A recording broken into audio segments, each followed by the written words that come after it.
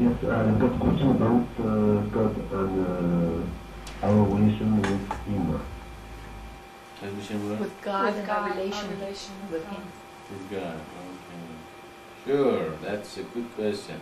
It's always a good question, anything about God. So, what is our relationship with God?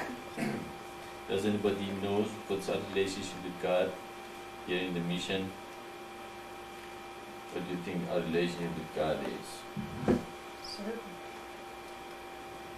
What Christ said, seek God and rest will be, is that okay? Yeah, and the rest will be added to you. Yeah, you can have the speaker there if you want to talk to. You wanted us to answer that? No, that's okay. Just have it down on the floor. Okay. So if you want to talk or something, you can pick it up. And seek God, and the rest will be added to you. God is something that is not up there, sitting on a throne with a long beard and deep eyes. He is a spirit, and then He is within us, and He is always with us. He never leaves us. That's why I'm here to connect you to the spirit within you with the understanding of God's laws and revelations. We believe what the New Agers said, that God is within you. But they say because God is within you, you don't need anyone else to follow or listen to, and you are God yourself. Yes, this is true. God is within us, and we all have the potential of to becoming God, or a son of God, or a daughter of God, but we are not God yet. And that's exactly what the problem was in the beginning. Adam and Eve said, we are God ourselves. But they weren't completely pure yet. And they ate of the tree of the knowledge of good and evil, which is becoming self-centered, falling from the grace, and instead of saying, what is the God's will, saying, what is my will? And God's will is good for us, not because He is a tyrant, or He wants us to follow Him because, He needs us to follow Him. He doesn't need us to follow Him, because He created us. And He knows what is better for us, what is good for us, and what is not good for us. And just like as I always say, like an engineer, that he builds an engine. Who knows better about that engine than that engineer? And who knows what is good for that engine better than who made that engine? What kind of oil is good for it? What kind of, taking care of it is necessary. That makes that engine in a good shape. Okay, you might lose my voice once in a while because I-Ching might not be able to keep the mouse down all the time, and I don't blame him because it might get tired or something like that. You want I-Ching Kyosha help you with that? Okay, Kyosha is taking over maybe now. Okay, well anyway, so God is something we are one with, and we always are with Him, and He is with us, and we indeed have the potential to become like Him. So that's why God, even Christ said what? Become perfect as the Father in heaven. And that is what Christ's teaching was. The kingdom of heaven is within you, kingdom of heaven is without you, and the kingdom of heaven is in heaven. And the only way we can become like God is to perfect ourselves and follow His rules and regulations and laws, and also grace. Of course, you are not saved by law alone. If you are just following law or doing the reminder, Can you look in? Oh, okay. Okay, I'm instructed to look into the camera. So, okay. Well, so it is something that we have to become. That's why in our teaching, the goal of the life is to become divine. So some people say, the moment you say, I am God, or I am divine, you become divine. Yes, if you really recognize that divinity within you, then you are right. You are that essence, which is formless, invisible, nameless, and eternal. Fine, that's what we call God, fine. He doesn't have any shape, he doesn't have any touch, or also he is all the touch and the smell and everything in the universe, but in the essence he doesn't have any form or shape or name or anything that you can sense it with your five human sense. So that essence is really what the God we are aiming for. That's why anything in the universe you see has shape, has form, has smell, has sound, has anything, is not the essence. That essence which is beyond all of them and is absolutely absorbed to itself is what Buddha, for example, says is nirvana. That's what the Buddhists are seeking to reach nirvana.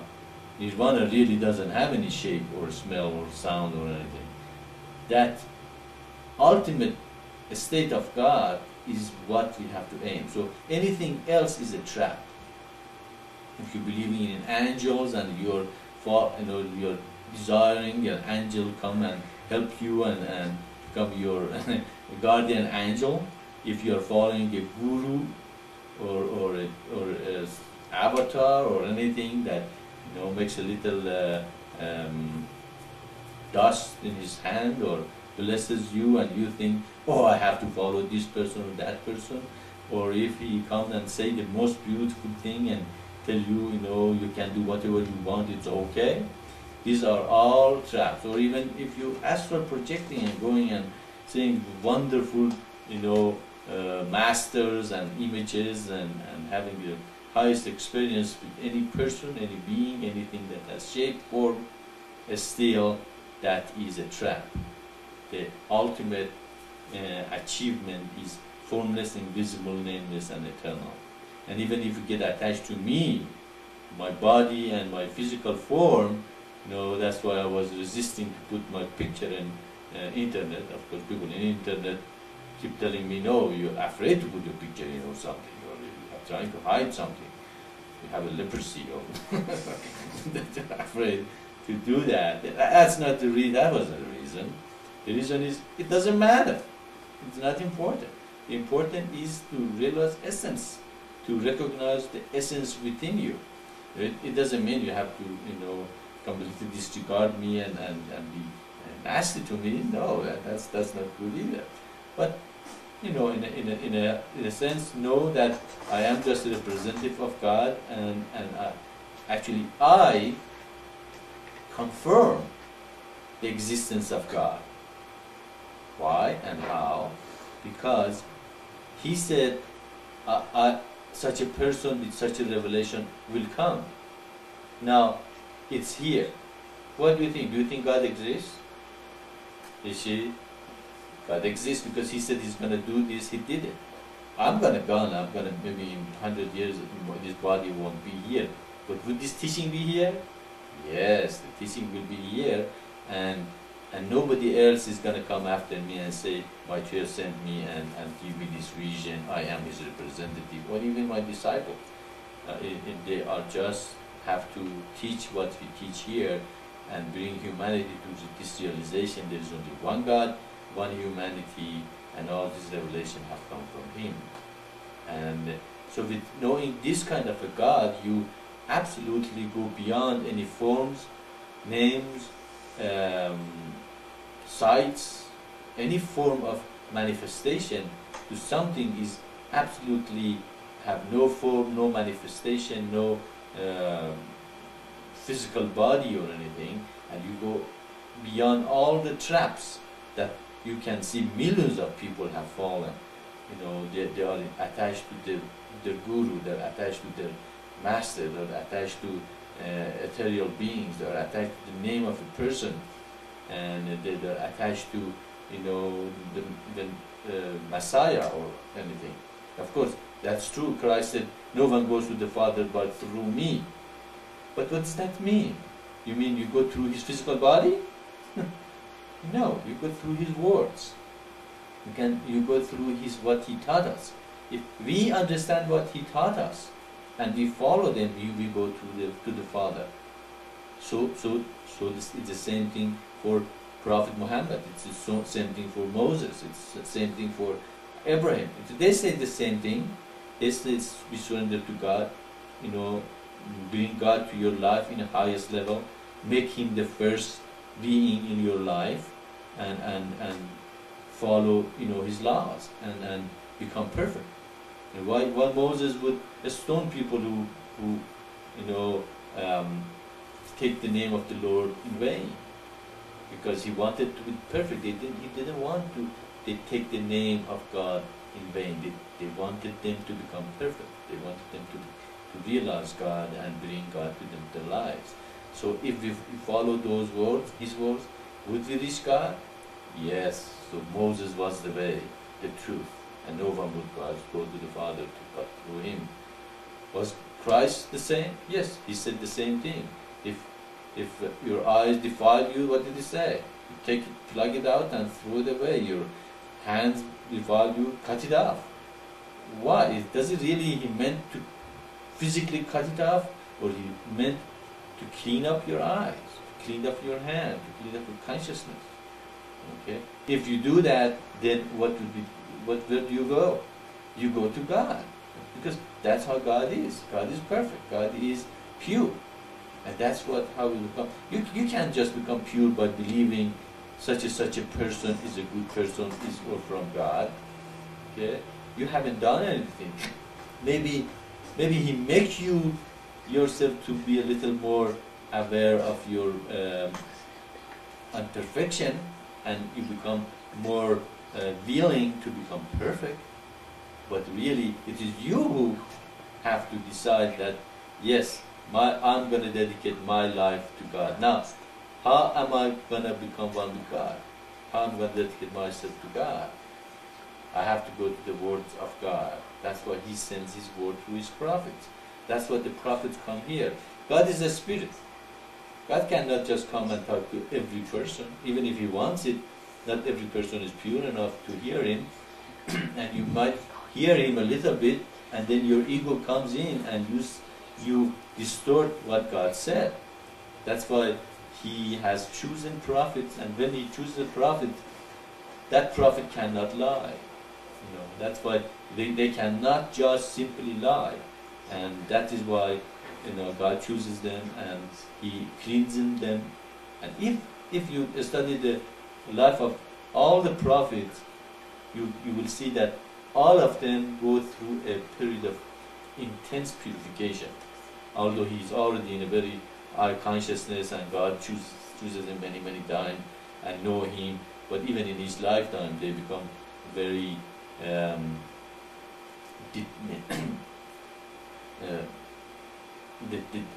God take him away from the society, to a very secluded place or secluded life, that they have to have an intense meditation period, and eventually they recognize their beings as being chosen to do something on earth. And even most of them, or all of them, have a vision of God, something that affects their life absolutely, completely, and makes them completely different person than regular people. So when they come and they bring the word of God, these are the word of God. This is the God is talking. This is the God who's giving you, these words. And then you say, okay, that's not good enough. He has given you the Old Testament. He's given you the New Testament. He's given you the Upanishads. He has given you the Bhagavad Gita. He's given you Quran. He has given you, Bayan from Bach. And all those scriptures all together, is given to humanity to find what God wants from us. And of course, though, bring them all together and make them make sense more than ever before. And then you read those scriptures and you see where they fall in, though you will realize, what God's plan is, what God's will is, and when you come to understand those in deeper level, then you become closer and closer to God. And that's our relationship with God, to know what He wants, to meditate, awaken our spiritual forces. That's not enough though. Some people say, just meditate and you're going to be okay. But we know that's not enough. We have also read the words of God. We have to go through the eternal divine path. We have to awaken our spiritual forces. Direct our life toward creation of the community of life. Sacrifice and not being self-centered. Surrender and submit to God's will. Not my will and God's will. These are all difficult requirements, and humans are not very good in following these things. Okay, and most of them they don't want, to even meditate and close their eyes. You cannot even start meditating until you have the prerequisite of the spiritual life: good environment, good food, good air. So we can see that human is way away from requirement of basic, necessity for good spiritual life. What kind of air do we have? It's polluted. What kind of the food we eat? It's mostly, acidic, kind of the food, meat, coffee, coke, alcohol, and all those things are absolutely destroys the body. What we should be eating? Vegetable, fruits, nuts, good water, and good air. So that makes our physical body strong and the spirit, willing to sit in and meditate. With the kind of a diet most of the people have, they're going to have a hard time even decide to sit and meditate. They cannot do it because it's going to be difficult for them to even consider it, and that's why we have so much disease, and our hospitals are full of people with the incredible diseases that they have because their diet is not good and their lifestyle is not correct. So we can see a lot of things is wrong with the earth right now that has to be corrected. And who's going to do it? We are going to do it. We have the knowledge. We are the people. God has given us all this knowledge to, first of all, we have to work on ourselves. Each individual is responsible for their own physical, mental, and spiritual progress. So we have to start with our diets, eat more alkaline food, like vegetable, fruits, and all that. We are not absolutely against meat. We are not saying don't, that you absolutely have to become vegetarian. But eat. A good divine is the person who eats less meat than regular people eat. So meat is okay, but don't eat too much of it. It destroys the body. So our relationship with God is based upon all these things. It's not only one thing that I'll do one thing and I have a relationship with God. It's an all-inclusive lifestyle. Okay, you put your life absolutely according to His revelation and His will, and you bring an environment for yourself and others that accelerate your connection and their connection to God. It's okay to make a mistake. It's okay not to be perfect. Okay, God knows us. God knows we're not perfect. It's okay, but the most important thing is the effort we put in it and the grace we seek from God. Actually, it's in a school that I-Ching goes in. They give you grade for the effort you put in it, not what you made or how wonderful thing you made. If you put an effort, you are accepted as somebody that you tried hard, you tried it. But with all our teaching and all these revelations, We can, anybody who is really willing to go to God, all the tools has been given to us to physically, mentally, and spiritually makes us strong. And if we are not perfect, it's okay. It's not something that God is gonna take us on it. He might yell at us. He might, tell us that wasn't correct thing you do, but He loves us. You can stand in His love on you, for you, not if He's sometimes not very nice all the time. Okay, that doesn't mean He doesn't love you. Like a little children sometimes needs to be, corrected or something, but that's okay. It's what even if you are trying to go to Him and have a relation with Him, you eventually will. But we have to put effort. We have to have the willing. We have to have to follow the diets and the recommendation though, and we have to follow the eternal divine path. And the more we can create the communities of light, the easier it will become. The more we can be and relate to the people that are like us, the more it becomes easier and easier. And eventually one day you live in an environment that the food is naturally good because you grow them. The environment, the air is naturally good because you use alternative way of transportation and other things that we call it science based on the spirit. So we can see that although we are not there, we are working toward that environment and relationship, and we have to find God within ourselves. We have become His instrument, become His channel. We don't want to become channel of the hierarchy or the channel of the angels or the channel of the people in the ethereal being level. No, we want to become channel of the essence which is within each of us. We don't need the hierarchy. We don't need those angels or being in an ethereal level. We are connected to God directly. That is our birthright. That is a lie that you need somebody else to take you to God. That is make you get connected to the medium and something else and divert you from connecting yourself directly to God.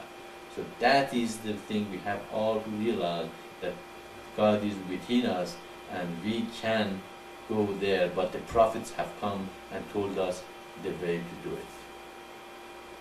Did I answer your question?